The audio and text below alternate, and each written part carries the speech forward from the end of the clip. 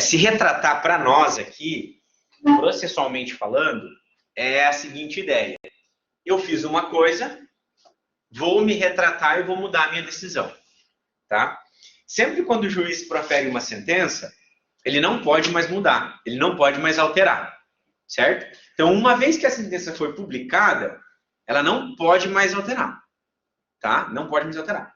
Salvo por algumas hipóteses. A primeira delas são os embargos de declaração. Então, por meio de embargos de declaração, ele pode alterar a sentença anteriormente proferida por ele, tá? Pelo juiz. A segunda hipótese, né, uma segunda hipótese, veja que aqui a gente não está falando de juízo de retratação específico, né? Estamos falando da possibilidade de você mudar a sentença que está lá no 489. Tá? O juízo de retratação, então, é a hipótese de o juiz mudar essa sentença dele após ter sido proferida. Tá? E isso é possível em algumas hipóteses no recurso de apelação. Tá? Então, nós temos três hipóteses, só três hipóteses, que permite o juízo fazer essa retratação. Então, olha só, no recurso de apelação, nós temos três hipóteses de recurso de apelação que o juiz pode se retratar e mudar a sentença dele. Que juiz é esse que eu estou falando? De primeiro grau ou de segundo grau? Rápido. Primeiro. Então, é aqui, ó. Ele vai exercer o juízo de retratação dele nessa oportunidade aqui, ó.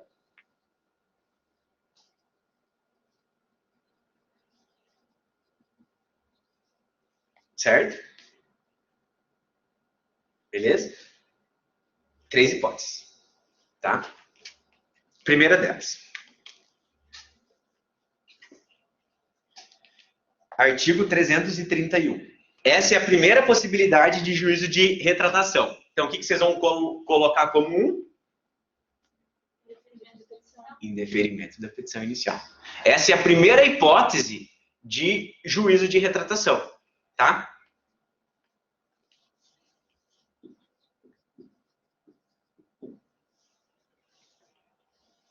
Olha que coisa mais linda.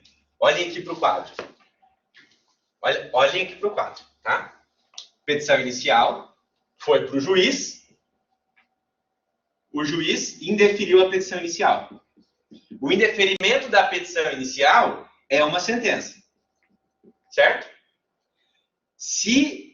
E, portanto, por ser sentença, o recurso cabível é apelação. Então, aí, eu não tenho isso aqui. Aí eu tenho o meu recurso de apelação. Porque eu vou apelar porque ele indeferiu minha petição inicial. Aí eu posso trazer razões no meu recurso de apelação que o juiz, ao apreciar, verdade, você está certo.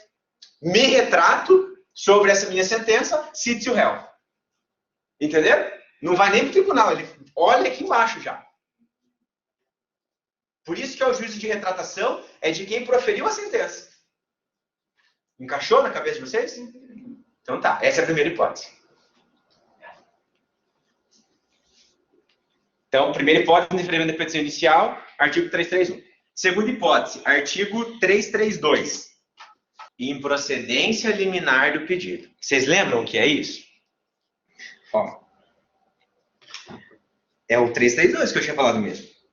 Nas causas que dispensem a fase instrutória, o juiz, independentemente de citação do réu, julga liminarmente, o que é liminar? No começo, improcedente. O pedido do autor que for contrário à súmula, for contrário ao enunciado, for contrário a qualquer coisa. Então, eu vou explicar para vocês do que é improcedência liminar do pedido. Vou relembrar, na verdade, que vocês já aprenderam. Entra com a petição inicial, chega aqui para o juiz, exemplo, tem uma súmula, exemplo, tá? Tem uma súmula que diz que não pode cobrar, não, tem uma súmula que diz que é válida a cobrança de ICMS para estudantes. Essa é a súmula do STJ e do STF, tá? Pode cobrar de estudantes do ensino particular, pode cobrar ICMS pela prestação de serviço. Na verdade, prestação de serviço é ISS. Pode cobrar ISS, tá? Tem uma súmula disso. A Isabela entra com uma ação para não cobrar ISS dela. O que o juiz vai fazer aqui? Não é indeferir. Ele vai, olha para mim, ele vai proferir uma sentença de improcedência liminar. Ou seja, julgo improcedente. Para que eu vou citar o réu para ter um processo? Isso aqui é contrário à súmula do entendimento. Acabou já. Ele julga improcedente. Ele não pode julgar procedente, porque procedente eu preciso do contraditório, certo? Mas o improcedente eu posso, porque eu estou dando de ganho de causa para o réu. Depois vai só uma cartinha para o réu assim, ó. Réu, tinha uma ação, mas eu já julguei improcedente. Pode ficar tranquilo. Só para você saber que tinha. Tá? Então essa é a improcedência liminar. Dessa sentença de improcedência liminar, cabe apelação, porque é uma sentença. Dessa apelação, cabe juízo de retratação. Então, a segunda hipótese é a improcedência liminar do pedido. Tá? Terceira hipótese. Vocês lembram o que diz o artigo 485? O artigo 485 nos traz todas as hipóteses de sentença de extinção do processo sem resolução de mérito. Aí, essa sentença de extinção do processo sem resolução de mérito, ela pode se dar a qualquer momento. Inclusive aqui. Pode chegar aqui e o juiz vê, ixi, parte ilegítima. Aqui, na sentença, depois de 5 anos de processo. Pode acontecer. Tá? Não vamos entrar no mérito. Só vou dar um exemplo. Tá? Os processos da Lava Jato chegaram no STF agora e o STF diz que o juiz é suspeito. Então, isso processualmente poderia... A suspeição não é uma hipótese, mas só para dizer que pode chegar lá na frente e entender que é uma parte legítima, por exemplo. Isso pode demorar 10 anos. Tá? Então, todas as causas de extinção do processo sem mérito possibilitam o juízo de retratação. Todas. Professor, onde está isso? Parágrafo 7º. Essas são as únicas hipóteses do CPC que admite retratação. São 3 hipóteses. E posso contar uma coisa para vocês? Despenca em prova as possibilidades de juízo de retratação. Cai bastante em prova de concurso. Em OAB também cai. Tá? Então, são as 3 hipóteses. Artigo 331, artigo 332, parágrafo 3º, e 485, parágrafo 7º. São as 3 hipóteses de juízo de retratação. Quando a gente está falando sobre efeitos, lembra que a gente tem alguns efeitos dos recursos que nós aprendemos lá na teoria geral. Quais são? Alguns aí. Devolutivo, translativo, expansivo, obstativo. Isso. É desses efeitos que nós estamos falando. Tá? Diante de tudo isso, eu vou restringir a 2. Devolutivo e suspensivo. Tá? A regra da apelação é que ela é recebida no duplo efeito. Podem escrever essa frase, porque essa frase é bem importante. Tá? Regra, a apelação é recebida no duplo efeito. O duplo efeito é o efeito devolutivo e suspensivo. Tá? Duplo efeito. O efeito devolutivo sempre vai ter no recurso de apelação. Sempre. Por quê? Porque é a hipótese de eu devolver para o Poder Judiciário a reanálise daquela matéria para que ele possa julgar novamente o mérito, o meu direito ao duplo grau de jurisdição. Certo? Esse é o efeito devolutivo. Tá? Ele sempre vai ter. Tem um artigo que diz o seguinte: a apelação devolverá ao tribunal o conhecimento da matéria impugnada. Qual artigo que é esse? 1013. Isso, 1013. É o caput. A apelação devolverá ao tribunal o conhecimento da matéria impugnada. Sempre quando a gente falar de apelação, é do 1009 a 1014. Só esses 6, tá? Só esses 6. E o 1012 vai falar o quê? A apelação terá efeito suspensivo. Se eu tenho efeito suspensivo de regra, eu suspendo a eficácia da sentença e tudo que foi determinado aqui está suspenso até o julgamento pelo tribunal. Tá? Bom. Então, se eu tenho uma prestação, por exemplo, de uma ação de despejo, tá? Se eu tenho... esquece a ação de despejo. Se eu tenho uma ação de rescisão contratual e o juiz, por sentença, declara rescindido o contrato e o tribunal recebe um efeito suspensivo, para todos os efeitos, o contrato ainda não está rescindido, porque está pendente de julgamento, isso aqui está suspenso. Essa rescisão está suspensa. Tá? Essa é a ideia do efeito suspensivo. Certo? Então, regra. Tem efeito suspensivo. Então, nas hipóteses do parágrafo 1º, é a exceção do caput.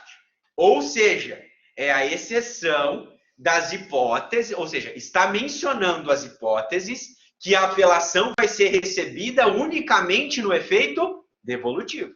E, portanto, ela não tem duplo efeito. 1012, parágrafo 1º. Certo?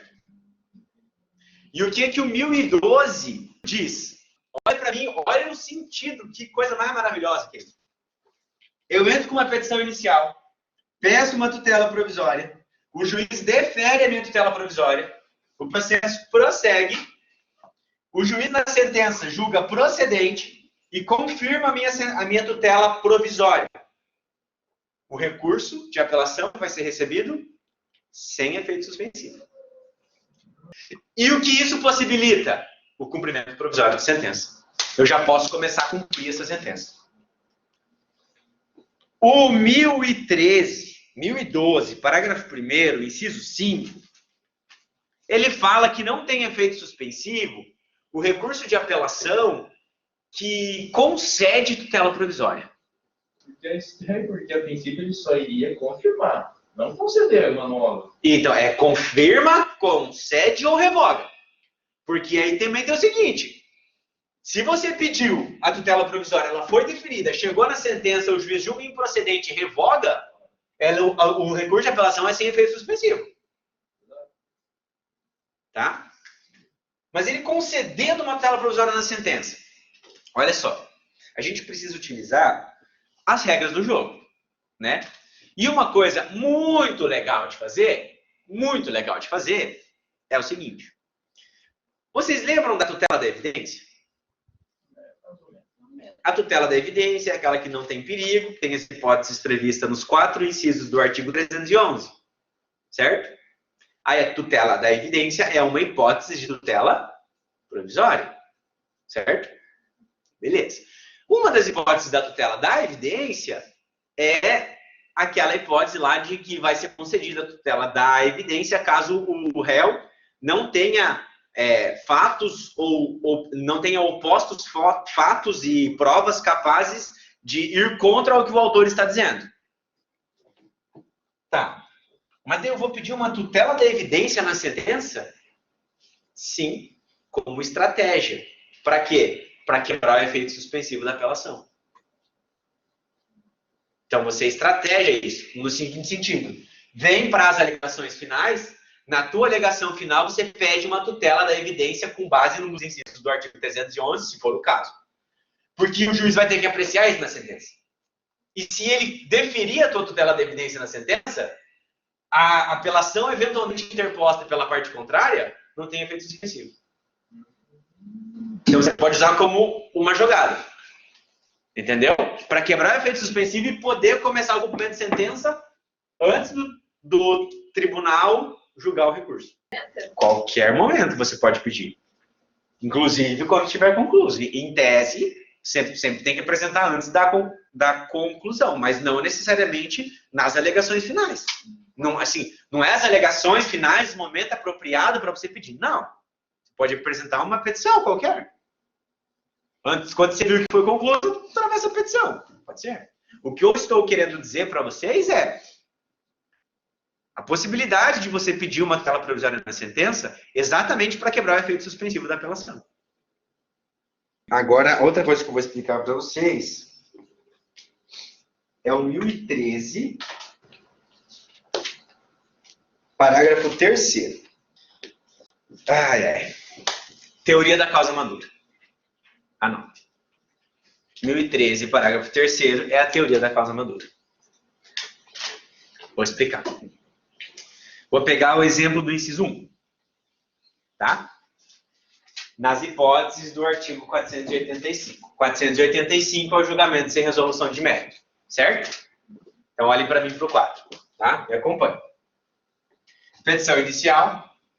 O processo transcorreu inteiro por 5 anos. 5 anos. Teve produção de prova, teve perícia, teve audiência. Teve tudo. Chegou na sentença. O juiz extinguiu o processo por ausência de legitimidade. Autor, você não é legítimo para fazer esse pedido. E extinguiu o processo. Essa é a sentença. A gente faz o recurso de apelação. O juiz não se retrata, porque era uma das causas, né? Ele não se retrata. Colhe as contrarrazões e vai para o tribunal. Chegando no tribunal, o desembargador elabora o seu voto, vai para a sessão de julgamento, o colegiado entende que o autor é parte legítima. Ele é a parte legítima.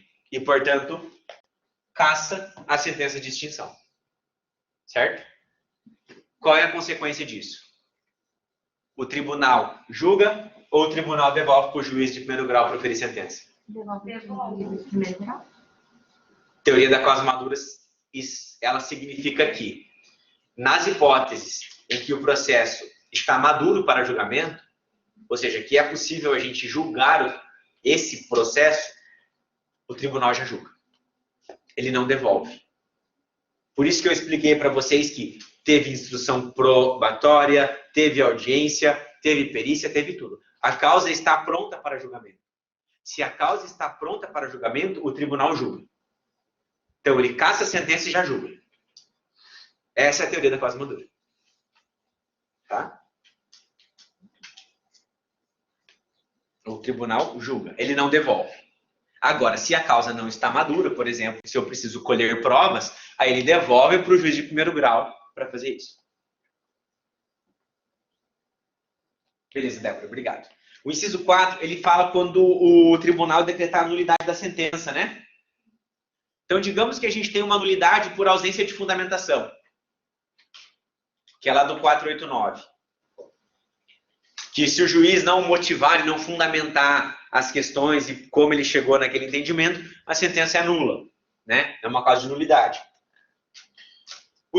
O autor alega isso no recurso de apelação e o tribunal reconhece a nulidade da sentença.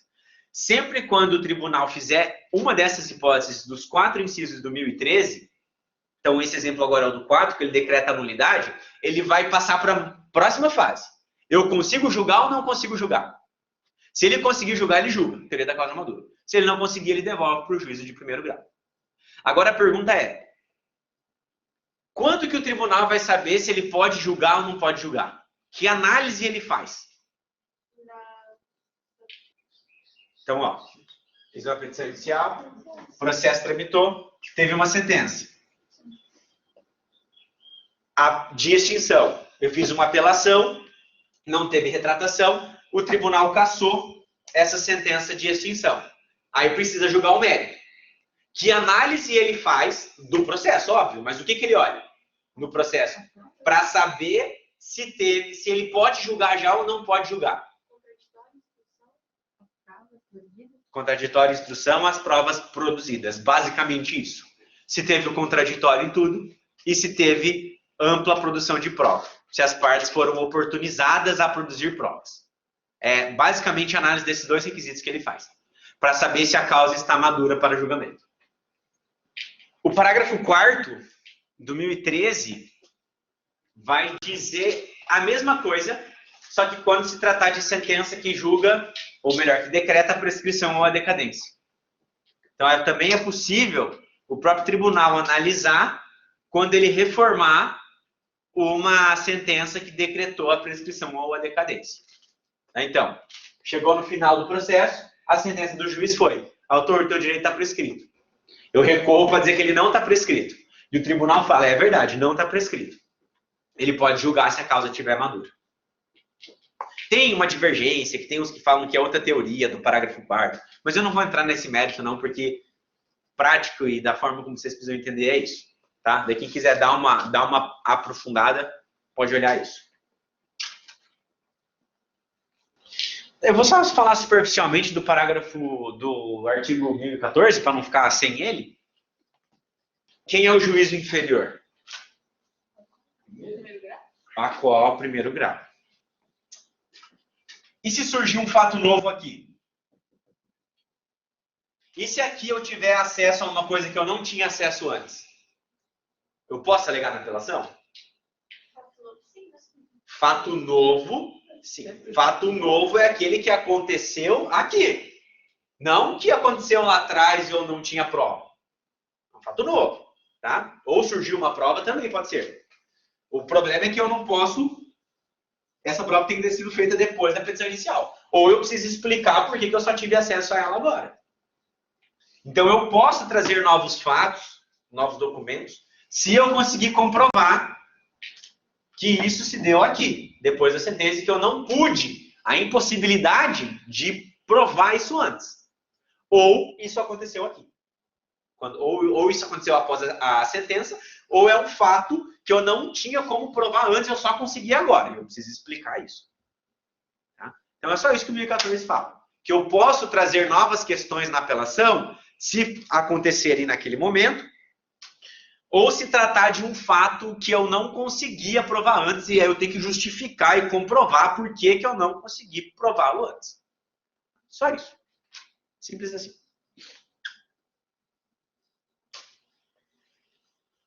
Certo. Pessoal, e assim a gente termina a apelação.